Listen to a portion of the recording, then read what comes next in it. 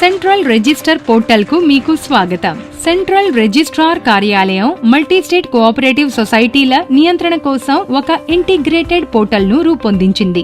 దీని కింద పూర్తి కాగితరహిత ప్రక్రియతో సామర్థ్యానికి, పారదర్శకతకు ప్రోత్సాహం లభిస్తుంది. ఇందులో సాఫ్ట్వేర్ ద్వారా మల్టీ స్టేట్ కోఆపరేటివ్ సొసైటీ చట్టం ఇంకా నియమాలు స్వయంచాలకంగా అనుసరించబడతాయి. ఈజ్ ఆఫ్ డూయింగ్ బిజినెస్ పెరుగుతుంది. డిజిటల్ కమ్యూనికేషన్ ద్వారా ప్రక్రియలు వేగవంతమవుతాయి. మెరుగైన విశ్లేషణలు మరియు MIS తో త్వరిత నిర్ణయాలు తీసుకునే సామర్థ్యంలో పెరుగుదల వస్తుంది. మల్టీ స్టేట్ కోఆపరేటివ్ సొసైటీని నమోదు చేసుకోవడానికి crcs.gov.in కి లాగిన్ చేయండి.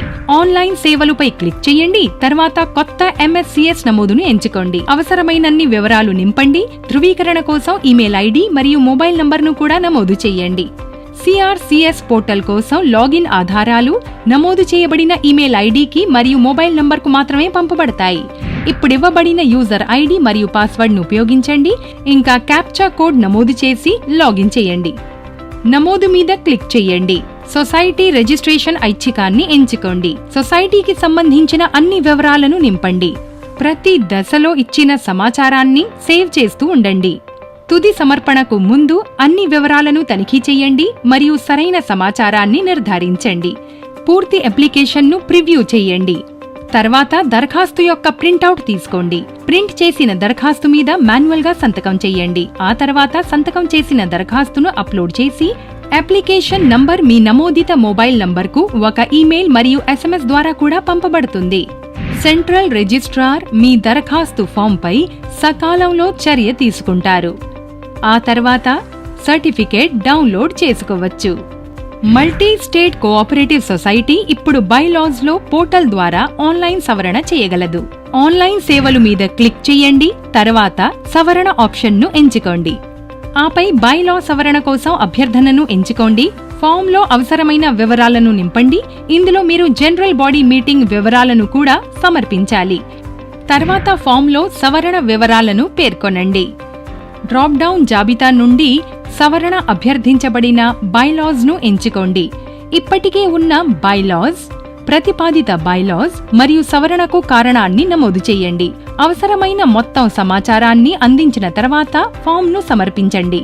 ఒకవేళ ఇతర బైలాస్ కు సవరణ అవసరమైతే ఇందులో ఇంకా బైలాస్ ను జోడించండి.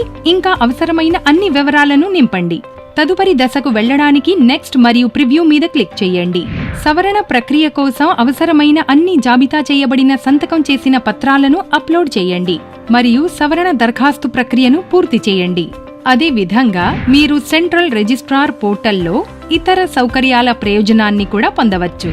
వాటిలో సొసైటీల వార్షిక రిటర్న్లు దాఖలు చేయడం, ఆడిట్ వివరాలను సమర్పించడం, వివాదాల కోసం మధ్యవర్తిత్వం, ఫిర్యాదు కోసం అపీల్, సొసైటీల విచారణ మరియు తనిఖీ, సమర్థవంతం కాని సొసైటీల మూసివేత, ఎన్నికల సంబంధ విచారణలు.